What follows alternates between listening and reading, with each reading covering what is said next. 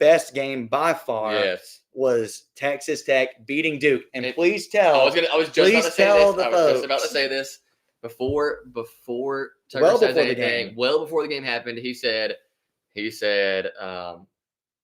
texted me two teams. You said this person beats this person. Then he says Texas Tech beats Duke, and I said, I need to look. I can't remember what the first game was. I just said I don't think Texas Tech is good enough to beat Duke, and we already saw that I was wrong again. So that's another point for Tucker because let's see. What did I say? I said Houston beats Arkansas. And Texas Tech beats Duke. Yes. Yeah. So he said Houston beats Arkansas. Texas Tech beats Duke.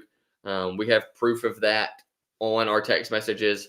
But what a call by Tucker.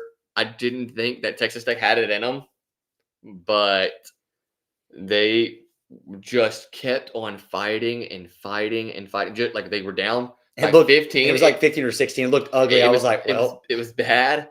And next thing you know, they took the lead. And you're like, what is happening?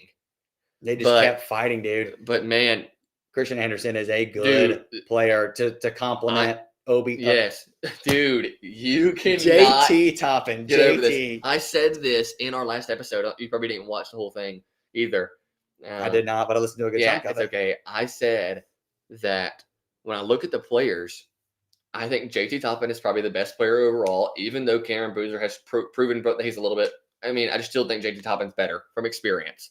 Then I said Cameron Boozer is better than Christian Anderson, but Christian Anderson is easily the next best player behind those two guys. Easily. It's not even close. Out of those two teams? Yeah. Oh, yeah. Yeah. No, he's really good. I said, I looked at the stats. I looked at everyone's stats on the Duke's team. I was like, you can't say that Christian Anderson is not the next best player after those two guys. What do you think he's averaging a game? Oh, he's averaging like 20.1. 19.9, yeah. Okay. It's close. I mean, because I looked recently. He has been really, really good. And JT Toppin averages 21.6. Yeah. I mean, he is 21.6, 10.5. Yes, dude, he's so good. I mean, this dude is just freak. I mean, it's always Cameron Boozer. Yeah, Cameron Boozer is also beast. He's crazy. He led them in points, rebounds, and assists. Yeah, and he still, he does. I think he does the whole the team in general. He leads all three categories. But I think the problem with this team is what we saw and what you said, what you predicted, that they leaned too much on Cameron Boozer. The next highest scorer was 13. His little brother. Well, actually, I don't know who's older. His twin brother, I meant to say. He's better. He's better than Cameron. Yeah. He had 19 minutes in this game. I'm shocked by that. I know. Caden Boozer had 13. That was the next highest score. You just can't have that. You see their starters had 4, 8, 4, 8. Yeah. And 23 for Boozer. That's not good enough for your starters. And when we talk about their youth, I think this is where it's gonna, it's going to cost them in like a tournament game or something like this, where your starters besides Cameron, he's going to get his. Yeah. But what if he has a bad game? He hasn't had a bad game yet, not really. But he's going to. He is going to have a bad game. It happens to every single player. There's going to be a game where he has like 10 points, 12 points. What are you going to do? Who are you going to turn to? Yeah.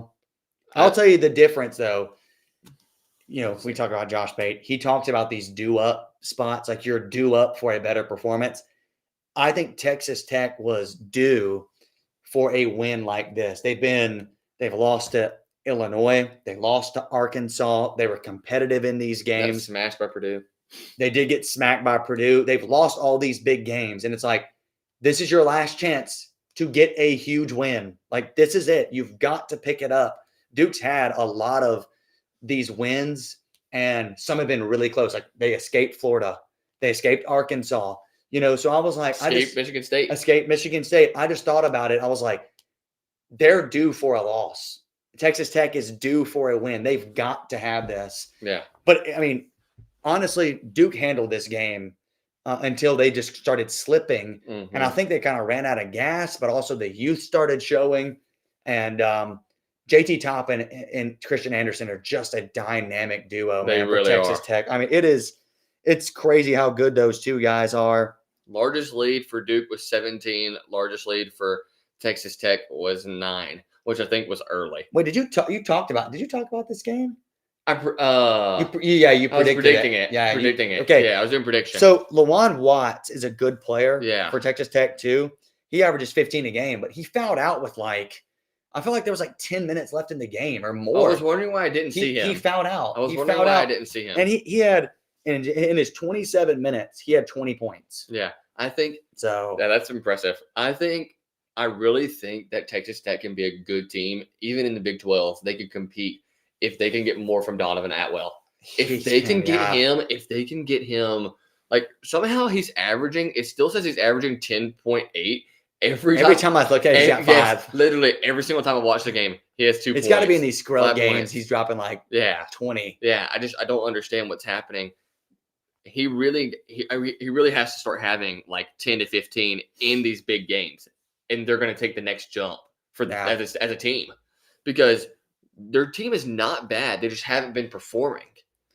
So it's until this game. We've talked about this before. Darion Williams transferring to NC State. If they still had him, this team would be a top 10 easy team all season long. I mean, like he's that big of a difference maker. I don't know why he transferred. I loved him on Texas Tech. He fit perfectly in this scheme, and he had a great season last year. And he could do everything on the floor. He rebounds, plays defense, and he can shoot threes. Maybe it was NIL. I don't know. That's the only thing I can think of. But I will say this game had that big game feel. It was in Madison Square Garden, I believe. I think it was. And it was like, Duke got up by 16 or something. And the biggest lead was 17. I'm not going to say they relaxed, but it was just like Texas Tech just kept fighting and fighting and fighting. And for them to come back, what was the second half?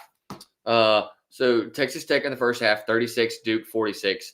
Second half, they won by 2 in the second, or won by 46 for Texas Tech, 35 so almost flipped perfectly. I mean, they really fought hard for those games. Christian Anderson made some big buckets.